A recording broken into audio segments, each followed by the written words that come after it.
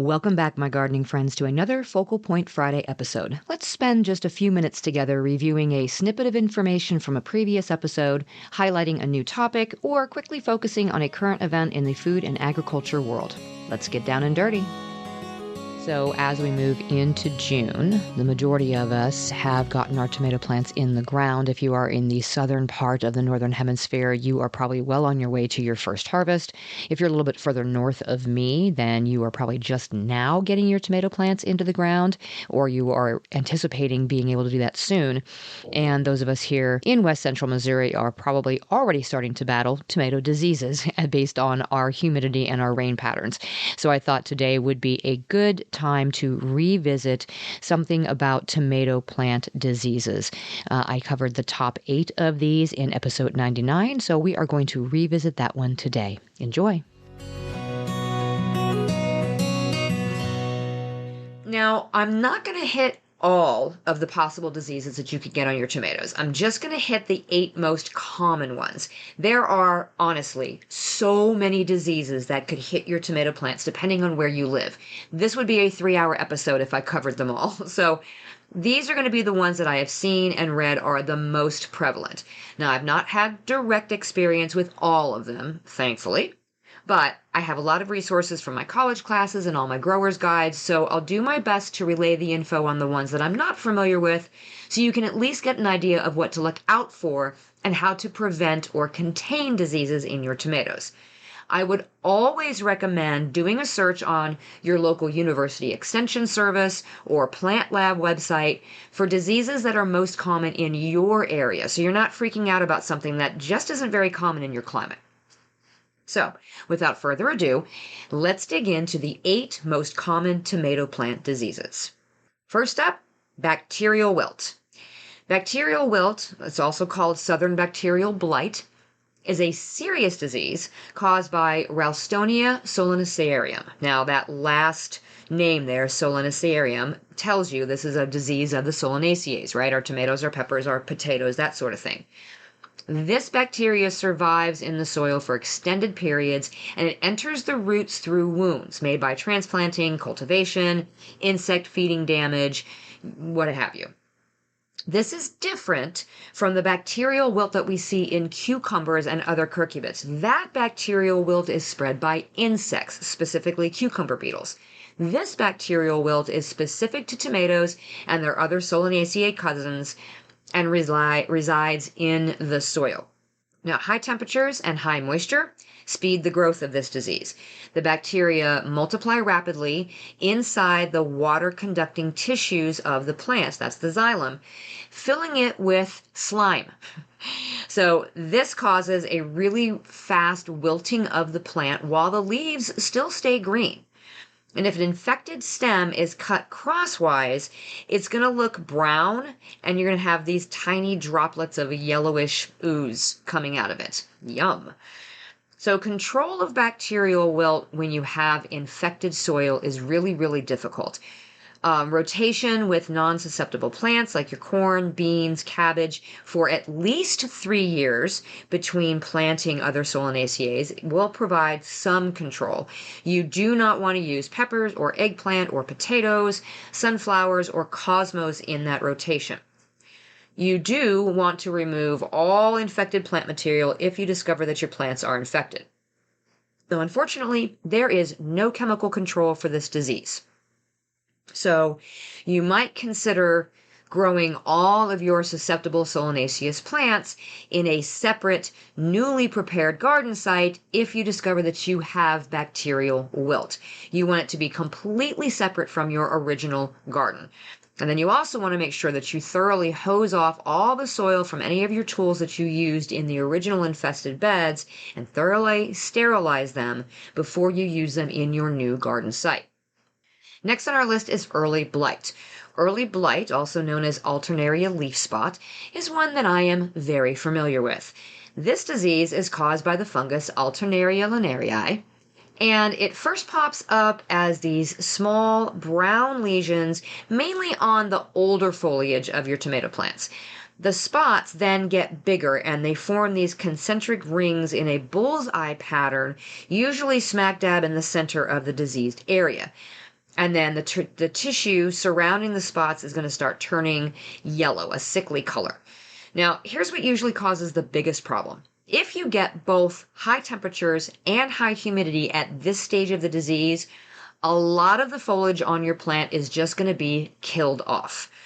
Plants with early blight may also get lesions on the stems that look very similar to the ones on the leaves, and it sometimes causes collar rot, which is where the lesions will girdle the plant right at the soil line.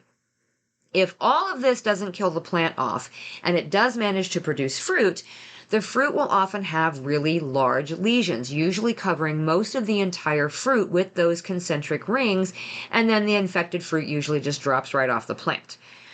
Now, this fungus survives on infected debris in the soil. It survives on seeds. It will show up on volunteer tomato plants and other solanaceous plants like potatoes and eggplants, plus black nightshade, which is a very common weed, and it is also in that same family. That's generally what we think is the alternate host in our area that holds onto the fungus until it's time to spread it all happily to our tomato plants, that black nightshade. So, to prevent the disease, you want to use resistant or tolerant tomato varieties if you can, and don't save seeds from open pollinated plants that were infected the year before. Use a good crop rotation. Keep your weeds and your volunteer tomato plants at bay, and use proper plant spacing to keep them from touching each other. You want that airflow. Mulch your plants to keep the soil from splashing up onto the leaves, and try to avoid overhead watering, especially during very warm and humid times of the season. Now, if you see signs of the disease, trim off and dispose of all of the infected lower branches and the leaves. This is one reason why I generally will prune my tomatoes so that the leaves and branches that are closest to the ground are completely removed even before I see signs, because it's pretty inevitable that we're going to get it here. If you do end up with more signs of the disease, make sure you trim up and remove all of those affected leaves, and then treat with an appropriate fungicide for your garden practices. For me, that means a copper fungicide. I'm getting ready to apply my first round of it this week, and I'll put a link in the show notes for what I will be using. I am very confident I'll be able to nip it in the bud, because yes, I am already seeing signs of it on my lower leaves. And I am thankful this week is predicted to be a little bit lower in humidity, so I can trim up the plants and give them a good spray of that copper. So, usually what follows immediately after early blight in my garden is next on my list, which is Septoria leaf spot. But it absolutely can be its own standalone disease in your area. The reason it follows early blight so well is because the fungus that causes it, Septoria lycopersicii, is most active when temperatures range between 68 and 77 degrees Fahrenheit, and the humidity is high, and there has been some rainfall or some overhead irrigation wetting the plants. That is usually the conditions that follow our hot, humid weather where the early blight comes in. In fact, we're getting that now with overnight lows in that temperature range. But we're in a dry spell right now, so the humidity isn't quite as bad, but I have no doubt it's coming back soon, and therefore Septoria will probably rear its ugly head. Now, Septoria leaf spot damages the tomato foliage, the petioles, and the stems, but unlike early blight, the fruit is not infected. Now, infection usually occurs on the lower leaves near the ground after the plants begin to set fruit. You'll get numerous small circular spots with dark borders surrounding a beige-colored center on, once again, the older leaves. These are the ones that are usually closest to the ground. And in the center of those spots, you'll see these tiny black specks, and those are the spore-producing bodies. Severely spotted leaves will turn yellow, they'll die, they'll fall off the plant, and then this defoliation is going to weaken the plant, it's going to reduce the size and the quality of the fruit, and it's going to expose any fruit that does develop to sun scald. Now, this fungus is not soil-borne, but it can overwinter on crop residue from previous crops, decaying vegetation, and on some of those weeds related to tomato, like that black nightshade that we talked about. So, prevention includes crop rotation, as always, and cleaning up all the garden debris at the end of the season, keeping those related weeds in check, and not using overhead irrigation. Now, once you see the disease, remove the infected leaves, prune them to ensure good airflow, and then that same copper spray that I'll be using for the early blight can also be used for septoria leaf spot. In my case, using it multiple times in the early part of the season controls both of them, and I'm usually good to go after that. So the next disease on our list is bacterial spot. Now, this disease is caused by several species of the bacterium Xanthomonas, which infect green tomatoes, but not red tomatoes. So the disease is more prevalent during wet seasons. Damage to the plants includes leaf and fruit spots, which result in reduced yields, defoliation, and so once again, sun-scalded fruit.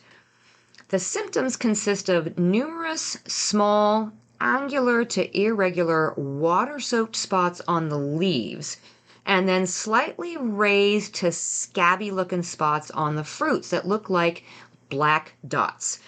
The leaf spots have a yellow halo, and the centers of the spots will start to dry out, and they may cause the leaf to actually tear in the center.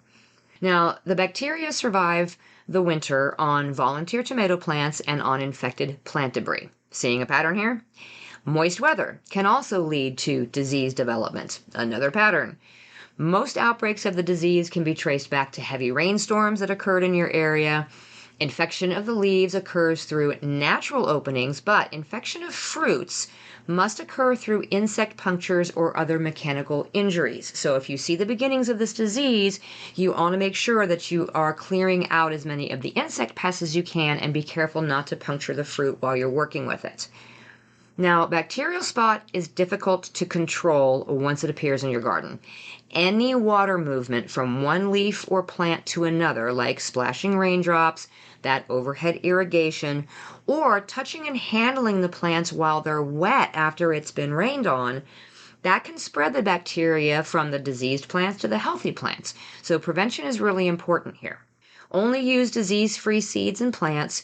Crop rotation is key, and again, avoiding overhead watering. Remove and dispose of all the diseased plant material if you see any, and then prune your plants to promote air circulation. Once again, a copper fungicide will give fairly good control of this disease and get you all the way through to your harvest.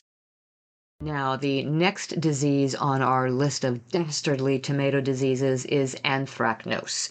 Anthracnose on tomatoes is caused by a group of fungi within the genus Colototrichum, and these species are primarily pathogens specifically of the tomato fruit. Now, as the fruit are ripening, the symptoms first become noticeable as small, circular, indented areas, and then that indented area later gets this really dark center to it. Those diseased spots are going to continue to get bigger and bigger with time because the infection is continuing to spread deeper into the fruit.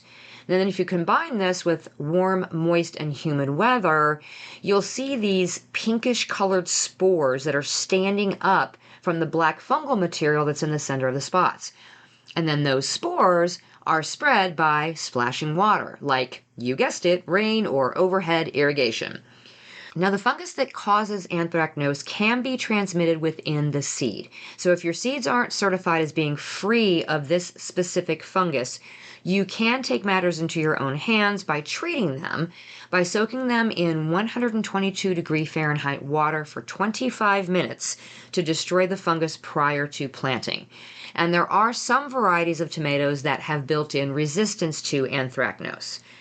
Once again, do not overhead irrigate your tomatoes. Splashing water aids in the spread of those fungal spores. How many times are we going to say that in this episode? Plant the garden in a sunny site and stake or cage your tomato plants to provide better air movement and better leaf drying conditions. You want your leaves dry. Keep your garden weed free. The presence of weeds may raise humidity levels around the plants, and that's going to slow the drying conditions. And of course, you very well may have other weeds in the Solanaceae family that are there that can also harbor this disease. Now, because this disease does affect other plants in the Solanaceae family, you really want to be sure that you're rotating your crops, preferably nothing in that family in the same space for 3 years. And like I said, some weeds that infest the garden are also in the same family, which is another reason to keep your garden as free of weeds as possible. Yeah, I know, easier said than done. The fungal spores can remain in the soil to infect plants the following year. So, mulching your garden is going to help create a barrier between that soil surface and the fruit to reduce infections. Harvest your tomato fruit daily and then remove and destroy the crop debris as soon as the crop has finished bearing. Do not add this debris to your compost. You want to burn it or otherwise remove it from your property. Now, fungicide sprays can help reduce anthracnose disease, specifically the copper ones. There are chemical-based products that can be sprayed weekly to reduce infection. It's entirely up to you if you choose to use those. Just please follow the label directions. Remember, the label is the law. For instance, there is a 5-day waiting period between spraying and picking if you're using a spray that contains mancozeb. So be cognizant of what you're using and how you're using it. Our next disease is fusarium wilt. This is a warm weather disease caused by the fungus Fusarium oxysporum. Now, this is particularly common in the southern U.S., but it can occur anywhere, really. The first indication of disease usually happens early in small plants where the lower leaves will droop and wilt, and then the leaves begin to turn yellow, and then finally the entire plant just wilts over and dies. Now, often leaves only on one side of the stem will turn yellow at first. And the outside of the stem of these wilted plants won't show any signs of decay, but when you cut it lengthwise, the lower stem will have a dark brown discoloration of the xylem, which is that vascular system that distributes the water throughout the plant. So the fungus is soil-borne, and it passes upward from the roots into the vascular system of the stem, and it blocks the water-conducting vessels in the plant, and that causes the plant to wilt and die. There is no chemical control for fusarium wilt. Once it's in your soil, it's there for the long haul. Once you see signs of this in your garden area, you'll need to stop growing anything that is susceptible to the fungus. There are some cultivars that are resistant to fusarium wilt if you must continue planting, and crop rotation is going to be absolutely important here. But you may end up needing just to create raised beds that contain no native soil in order to prevent the pathogen from taking hold of your plants. Next up, southern blight. This one is caused by the fungus Athelia rolfsii.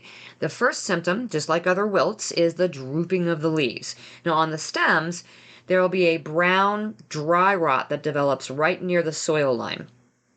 And then there's a white fungal growth with these brown little, bumps that look like mustard seeds that'll develop over top of that dry rot area. The stem lesion is going to develop really, really rapidly, and it's going to girdle the stem and result in a sudden and permanent wilt of all of the above ground parts of your tomato plant. The fungus can also attack fruits where they touch the soil, so it's important to stake your plants. This fungus can survive for years in the soil and the plant debris, and it is favored most by moist conditions and high temperatures. So crop rotation is essential to preventing southern blight. Do not plant tomatoes after beans or pepper or eggplant. It may also help to plant small grains after any of your solanaceae to help with the control, and removal of plant debris immediately after harvest will also help to control the disease. And finally, on our list of these tomato plagues is tomato yellow leaf curl. Now, this is a virus that's transmitted by whiteflies. We talked about this one a little bit a few episodes ago in our question of the week. This disease is extremely damaging to fruit yield in your tomatoes. Whiteflies bring the disease into the garden from infected weeds nearby, specifically those black nightshades and jimson weed. After infection, your tomato plants may have no symptoms for as long as 2 to 3 weeks.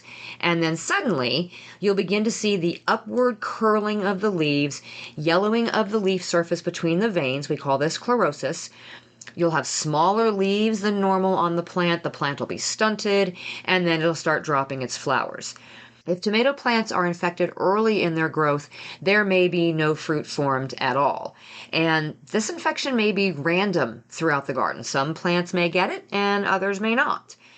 Removal of plants that have those initial symptoms may slow the spread of the disease, And any infected plants that you remove should immediately be bagged up to prevent the spread of the whiteflies feeding on those plants and then bringing them back into your garden to infect your uninfected plants.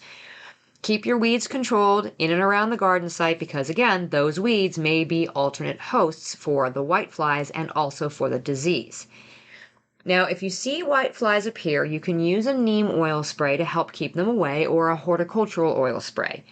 If you had any infected plants at all or saw an infestation of whitefly at the end of the season, remove all susceptible plants and burn them or dispose of them elsewhere. You don't want the whitefly feeding on them or overwintering. If this has been a problem in your garden in the past, there are also tomato cultivars that are resistant to tomato yellow leaf curl virus.